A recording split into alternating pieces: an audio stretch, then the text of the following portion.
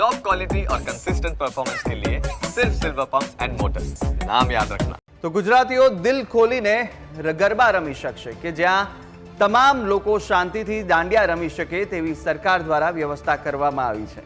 જ્યાં રાજ્ય સરકારે ગરબા આયોજન અંગે મહત્વની બેઠક પણ યોજી અને ગૃહ રાજ્યમંત્રી હર્ષ સંઘવીએ પોલીસ અને ગરબા આયોજકો સાથે બેઠક યોજી હતી અને આ મહત્વની બેઠકની અંદર અનેક નિર્ણયો લેવામાં આવ્યા છે। સુરક્ષા વ્યવસ્થાને લઈને પણ નિર્ણયો લેવાયા છે। કોઈએ ખલેલ પહોંચાડી તો દાંડિયા સાથે દંડા પણ મળશે તેવું પણ જણાવ્યું છે અને કોઈ દારૂ પીધેલા પકડાશે તો તેની સામે પણ આકરી કાર્યવાહી થશે તેવું પણ કહ્યું છે અને આયોજકની ટીમના બિલ્લો લગાવેલા વોલિયન્ટર દારૂ પીધેલા પકડાશે તો આયોજક સામે કાર્યવાહી કરી એ આયોજન બંધ કરાવવામાં આવશે તેવું પણ જણાવ્યું હતું।